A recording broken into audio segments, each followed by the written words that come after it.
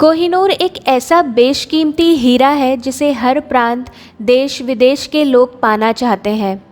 इसे रोशनी का पर्वत कहते हैं। इस हीरे ने कृष्णा गोदावरी से गंगा जमुना, सह्याद्री से हिंद कुश तक हजारों बरस का सफ़र किया है। भारत की सांस्कृतिक थाती हीरे के दिल में समाई हुई है। राजाओं और बादशाहों के ताज से कोहिनूर ने सियासी को देखा है। कालखंडों का इतिहास हीरे से सांसें लेता है। यह हीरा लगभग 150 साल से बंधक में है। 7 समंदर पार विदेशी महारानी के ताज में कोहिनूर हीरा जड़ दिया गया था। 1850 में इसके बारे में चर्चा करते हुए ईस्ट इंडिया कंपनी के डायरेक्टर्स को पता लगा कि लोग मानते थे कि यह हीरा उस समय से करीब 5000 वर्ष पहले महाभारत काल में मिला था। क्या है कोहिनूर का सफ़रनामा, चलिए जानते हैं। पर उससे पहले जो लोग पहली बार मेरे चैनल पे आए हैं उन लोगों का मैं स्वागत करती हूँ।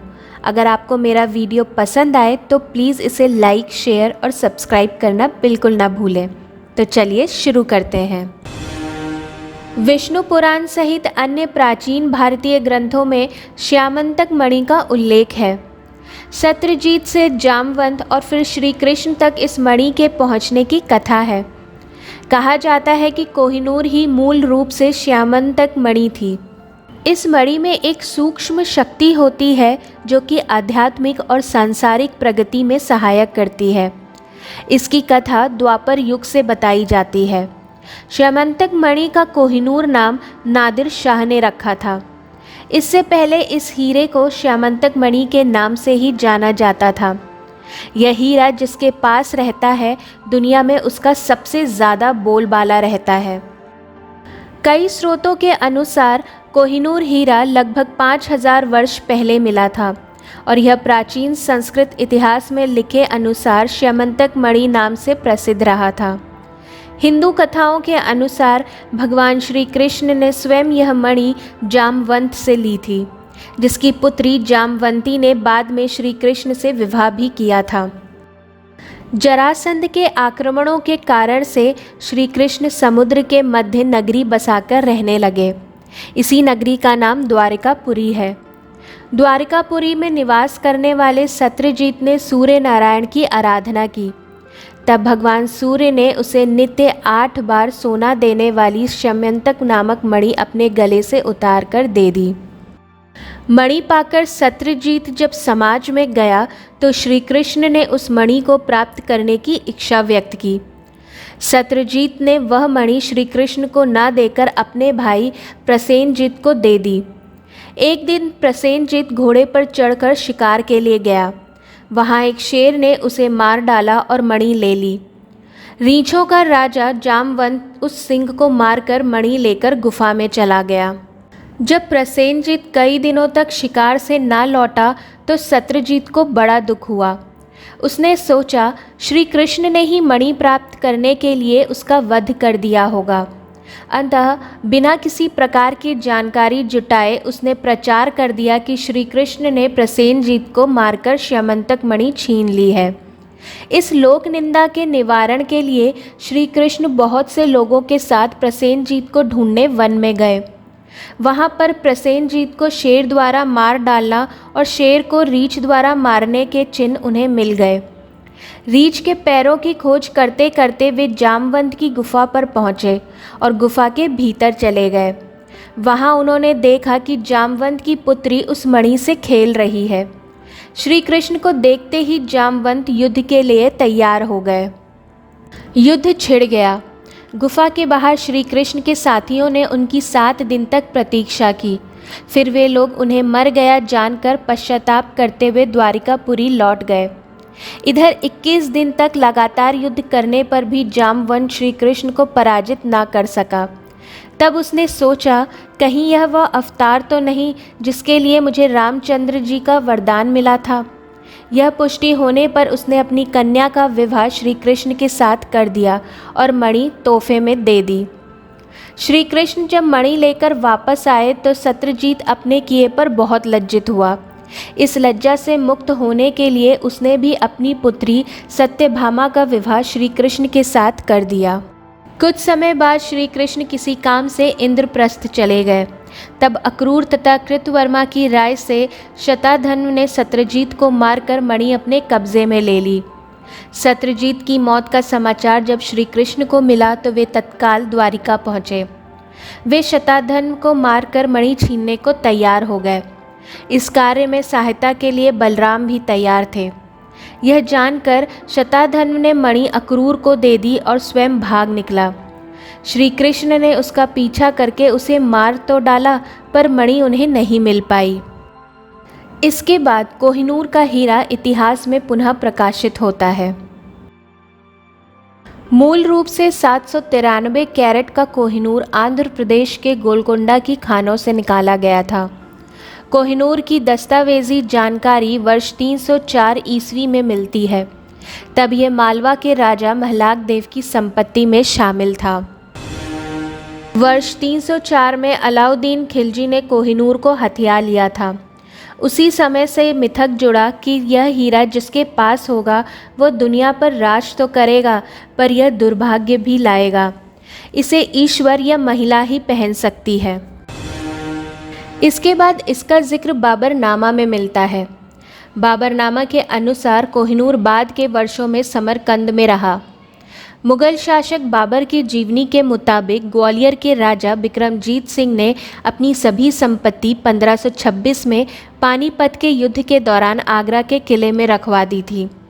बाबर ने युद्ध जीतने के बाद किले पर कब्जा जमाया और तब 186 कैरेट के रह गए हीरे पर भी कब्जा जमा लिया। तब इसका नाम बाबर हीरा पड़ गया था। इसके बाद ये हीरा मुगलों के पास ही रहा। 1738 में ईरानी शासक नादिर शाह ने मुगलिया सल्तनत पर हमला किया। 1739 में उसने दिल्ली के तब के शासक मोहम्मद शाह को हराकर उसे बंदी बना लिया और शाही खजाने को लूट लिया। इसमें बाबर हीरा भी था। इस हीरे का नाम नादिर शाह ने ही कोहिनूर रखा। नादिर शाह कोहिनूर को अपने साथ ले गया।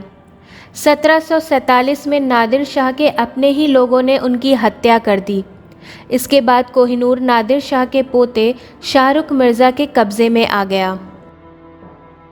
14 साल के शाहरुख मिर्ज़ा की नादिर शाह के बहादुर सेनापति अहमद अब्दाली ने काफ़ी मदद की, तो शाहरुख मिर्ज़ा ने कोहिनूर को अहमद अब्दाली को ही सौंप दिया। अहमद अब्दाली इस हीरे को लेकर अफ़गानिस्तान तक पहुंचा। इसके बाद यह हीरा अब्दाली के वंशजों के पास रहा। अब्दाली का वंशज शुजा शाह जब लाहौर पहुंचा तो कोहिनूर उसके पास था। पंजाब में सिख राजा महाराणा रणजीत सिंह का शासन था। जब महाराजा रणजीत सिंह को पता चला कि कोहिनूर शुजा के पास है तो उन्होंने उसे हर तरह से मनाकर 1813 में कोहिनूर हासिल कर लिया। रणजीत सिंह कोहिनूर हीरे को अपने ताज में पहनते थे। 1839 में उनकी मौत के बाद हीरा उनके बेटे दिलीप सिंह तक पहुंचा। महाराजा रणजीत सिंह कोहिनूर हीरे को उड़ीसा के जगन्नाथपुरी मंदिर को दान देना चाहते थे, लेकिन अंग्रेज शासकों ने महाराजा रणजीत सिंह की इस अंतिम इच्छा को पूरा नहीं किया। 1849 में ब्रिटेन ने महाराजा दिलीप सिंह को हराया। दिलीप सिंह ने लाहौर की संधि पर तत्कालीन गवर्नर जनरल लॉर्ड डलहौजी के साथ हस्ताक्षर किए। इस संधि के मुताबिक कोहिनूर को इंग्लैंड की महारानी को सौंपना पड़ा। तत्कालीन governor general Lord Dalhousie Kohinoor हीरे को युद्ध में लूट मानता था। डलहौजी इसे खुद लाहौर से मुंबई लेकर पहुंचा। 3 महीने की लंबी समुद्री यात्रा के बाद जुलाई 1850 को इसे इंग्लैंड की महारानी को पेश किया गया। 3 जुलाई 1850 को इसे बकिंगम पैलेस में महारानी विक्टोरिया के सामने पेश किया गया। इंग्लैंड की तत्कालीन महारानी विक्टोरिया ने कोहिनूर को फिर तराशने का फरमान दिया। 38 दिनों में हीरो को शेप देने वाली सबसे मशहूर डच फर्म कोस्टर ने इसे नया अंदाज तो दिया, पर यह गलत साबित हुआ। डच फर्म कोस्टर ने इस नायाब हीरे को कुछ इस प्रकार तराशा कि इसका वज़न 186 कैरेट से तब 108.93 कैरेट रह गया। यह रानी के ताज का हिस्सा बना। अब कोहिनूर का वज़न 105.6 कैरेट है। कोहिनूर हीरे पर मालिकाना हक को लेकर सियासी अदला बदली वाला रुख रहा। 105 कैरेट के इस हीरे के ब्रिटेन पहुंचने और फिर ताज में सजने तक को लेकर अलग अलग मत हैं। वैसे इसे लेकर दो सिद्धांत अधिक चलते हैं, जो इस प्रकार हैं। पहले सिद्धांत के अनुसार ब्रिटिश और कुछ भारतीय मानते हैं कि महाराणा रणजीत सिंह द्वारा पूर्वी भारत जन समूह को ये तोहफे में दिया गया है। दूसरे सिद्धांत के अनुसार यह बताया जाता है कि महाराणा रणजीत सिंह के देहांत के बाद उनके बेटे दिलीप सिंह से कोहिनूर जबरन छीना गया था। फिर भी कोहिनूर ब्रिटेन पहुंच गया, भले ही वैधानिक तौर पर, लेकिन इसके पीछे इरादे कतई नेक नहीं थे। स्वतंत्रता हासिल करने के बाद 1953 में भारत ने कोहिनूर की वापसी की मांग की थी, जिसे इंग्लैंड ने अस्वीकार कर दिया था। 1976 में पाकिस्तान के प्रधानमंत्री जुल्फ़िकार अली भुट्टो ने भी इसकी मांग की थी, जिसे ब्रिटेन ने खारिज कर दिया था। भारत और पाकिस्तान के अलावा कोहिनूर पर अपना दावा बांग्लादेश, दक्षिण अफ्रीका और ईरान, अफ़गानिस्तान भी करते आए हैं।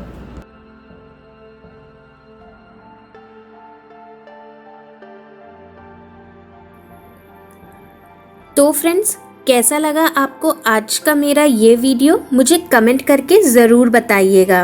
और अगर आपको ये वीडियो पसंद आया हो तो प्लीज़ मेरे चैनल को सब्सक्राइब, लाइक और शेयर करना ना भूलें।